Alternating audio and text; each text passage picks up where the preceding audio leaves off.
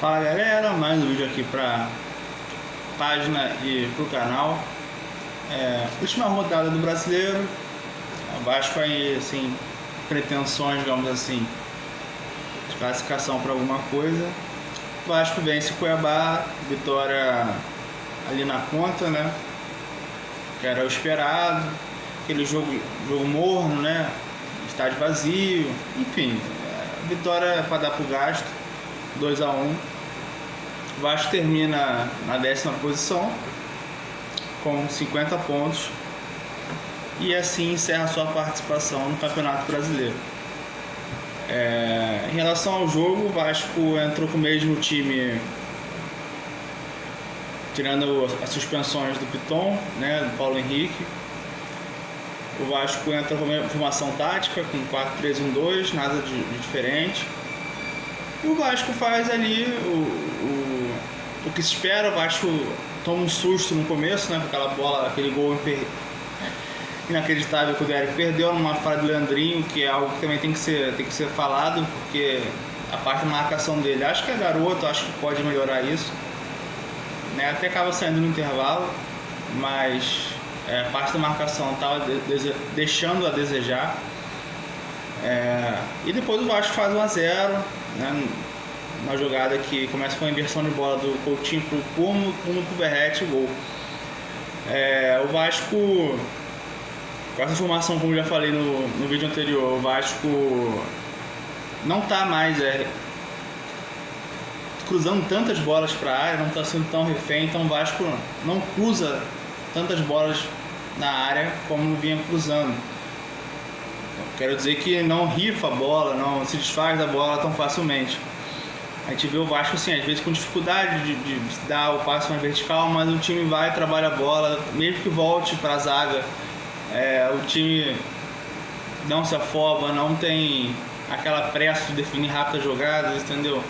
A gente vê os jogadores no meio campo participando muito do jogo, entendeu? E como eu disse, é uma formação que busca às vezes você trabalhar pelo meio, fazer às vezes alguma tabela, usar o pivô do Verratti. E o Vasco foi assim, fez 1-0. E aí o time dá uma relaxada e toma um segundo gol, que pra mim tem falha do João Vitor, mas também o Hugo Moura sai da área andando, né? Se ele sai junto com todos os outros da linha ali, ele deixa o Derek em impedimento. Mas aí o Vasco, pra variar, tem que sofrer, né, um gol. E consegue logo em seguida fazer o 2-1, uma boa bola do Matheus Cocão pro Verratti. Ele sozinho faz o gol, né?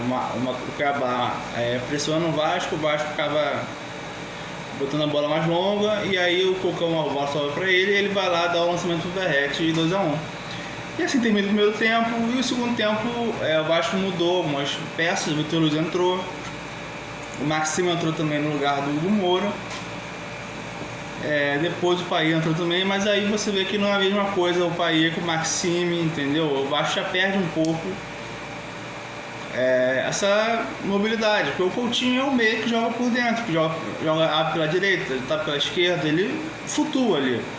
O Payet não tem essa mesma intensidade, já falei isso várias vezes, ele não consegue jogar do mesmo modo que o Coutinho joga. Fisicamente ele não consegue, ele joga muito caindo pelas pontas. Entendeu? O Vasco hoje perdeu isso quando ele entrou, né? Pelo meio, ele raramente está aparecendo ali. Quando aparece, ele consegue fazer alguma coisa, mas falta mais a presença dele naquela posição. O Maxime é um jogador que entra aberto, mas eu acho que ele joga melhor por dentro. Mas não vi ele fazer grandes movimentos. Eu sempre falo que é um jogador que, para jogar aberto, ele é um jogador rápido, mas parece que ele tem medo do 1 contra 1, ele não quer se comprometer, então é sempre aquele passo pro lado, né? Dificilmente ele vai pro enfrentamento em algum momento. Então acho que ele é mais jogador de passe, movimenta bem, é um jogador leve, mas assim, não é um jogador que vai fazer o Vasco, pelo menos não até o momento que eu tenha visto, ele vai fazer o Vasco mudar aí de jogo, de algum patamar durante o jogo. Enfim, e aí o Vasco entra o Paulinho, né, que é que a gente espera muito pro ano que vem, foi muito azar. Aliás, o Vasco tem muito azar, né, nas lesões, que o Vasco perdeu 4 jogadores titulares lesionados seriamente, né? E isso atrapalhou, porque o Vasco não tem o dinheiro de outros times, né?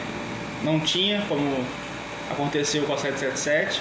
O Vasco não repôs a altura, né? Você perde pontas, repõe com pontas muito ruins. Os volantes também, você teve o Esforza, sabe? Que não acrescenta, o Souza que veio no pacote aí do Coutinho. E o Vasco ficou aí nessa, né? Veio o Jean David, veio o Emerson Rodrigues, que nem relacionados à lição mais, né? Ainda perdemos o Estrela, que era um meia que o Vasco tinha, mesmo da base, ele estava jogando. Então assim, o Vasco perdeu deu muito azar, essa é a verdade também. Claro que não esconde a péssima janela que fizeram. Mas enfim, aí entra o Paulinho no jogo.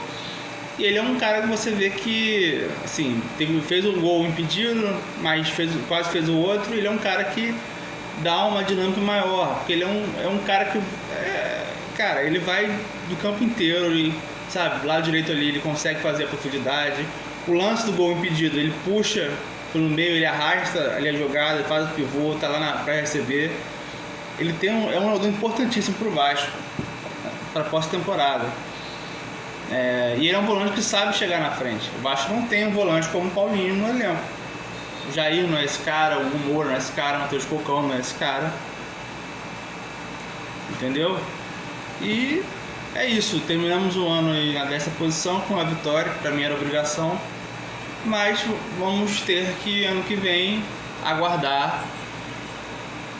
Espero uma SAF de caráter, uma SAF de qualidade, né? Sem sacanagem, entendeu? Eu não tenho preferido de nada, assim. Eu vejo muito torcedor já falando do Grego, não, tem que vir o Grego, se não for não dá certo. Cara, ninguém aqui sabe, nem eu, nem você, ninguém sabe quais são as propostas, qual é a melhor, quem são as pessoas, de fato, todas as pessoas. A gente tem o italiano aqui, que tem o grego, ainda tem o americano e o árabe que ninguém sabe quem é. Então a gente não tem ideia quais são os valores, o que se promete, a gente não sabe nada. Então não adianta ficar pressionando a diretoria, tem que fazer logo para não ser a mesma cagada que foi com a 777. Que todo mundo se animou, comemorou, é isso que vai acontecer, agora o Vasco vai deslanchar, e não foi. Então não adianta ficar pedindo fulano ou ciclano já, né, de imediato, para depois se arrepender. Então vamos avaliar, vamos esperar, porque a gente não sabe o que está vindo por aí, a gente não sabe quais são as propostas, a gente não sabe qual é a melhor proposta para o Vasco. Então, vamos ter um pouco mais de calma. Eu sei que é difícil, mas, cara, não adianta fazer isso assim, ó, entendeu? Em relação ao treinador também, né? Eu acho que o Luiz Castro não vem, é muito caro, entre outros, né? Tite nem se fala, né? Caríssimo. Você tem o Caixinha, que é a opção acho que mais em conta. Tem o técnico do Vélez aí, que muita gente fala que pode ser campeão argentino por esses dias. De resto, não vejo tantas opções no mercado. Não me venham com o Fernando Diniz, não me venham com o Renato Gaúcho, por favor. Tá? Não me venham com o Cuca, por favor. Entendeu? Então, dentre as opções livres, eu acho que talvez seja o Caixinha a mais viável, né? Não vejo outra opção no momento. Talvez alguém, esse do Vélez, mas assim, são apostas. De resto, no Brasil, eu acho que o Vasco não vai tirar nenhum técnico de nenhum time no momento que esteja empregado. Então eu acho que vai ser isso. Vai ser por esses nomes aí. E o que espera, cara? A gente tem que esperar para o ano que vem. A gente vai ter que ter mais paciência, porque de todas as SAFs, a única que de fato foi o fracasso foi a nossa. O Vasco vai ter que agora, assim, se vier algo bom para o ano que vem, uma Sul-Americana, sei lá, uma boa campanha no Brasileiro, a Copa do Brasil vai ser algo também antes da hora, porque era pro Vasco esse ano, com a SAF, já era para estar dando um salto muito grande, salto que eu digo assim, não terminar em 10º, você brigar a Libertadores. Porque assim, o Cruzeiro é SAF, o Cruzeiro chegou na final sul-americana, ainda brigou por uma pré-Libertadores, não sofreu no Brasileiro.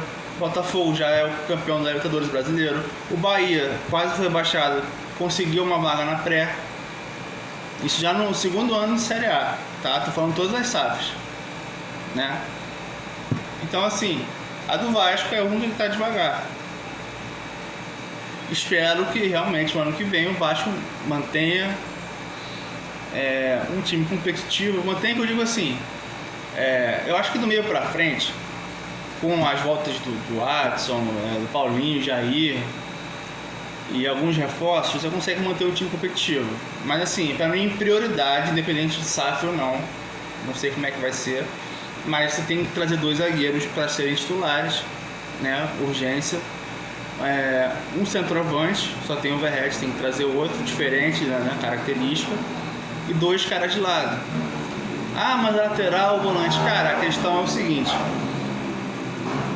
a gente tem que saber optar, tem que saber olhar as opções que a gente tem no elenco e as posições que mais precisam. É difícil você mandar todo mundo embora e você contratar um novo time, porra.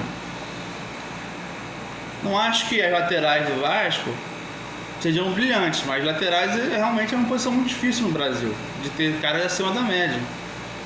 Então assim, se você ter como preencher em outras posições que mais carecem hoje, né, em evidência, você consegue empurrar com a barriga ali, você consegue jogar com os que você tem. Se olhar grandes equipes aí, não tem grandes laterais, pô. Ou não tem 2 fortíssimos laterais. Então você precisa reforçar onde você está mais precisando. Entendeu?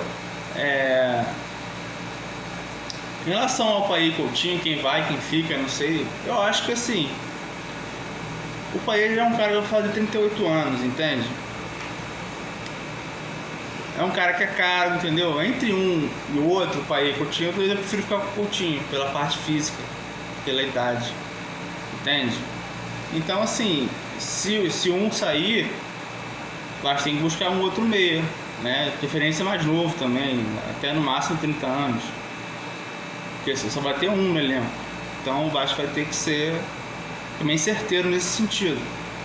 Mas até lá, as posições mais carentes são a zaga e os pontos, né? Prioridade, eu acho, na minha opinião. Embora eu também acho que o Vasco precisa de um outro centroavante.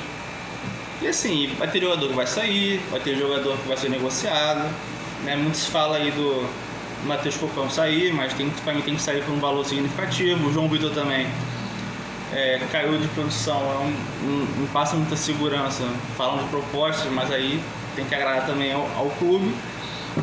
E vamos torcer para que as possíveis reposições não sejam um fracasso como foi esse ano, né, pessoal? Então assim, desejar aí pra vocês aí, se não tiver mais nenhum vídeo pra eu gravar, um Feliz Natal aí, tá? E que ano que vem a gente consiga algo maior. Valeu!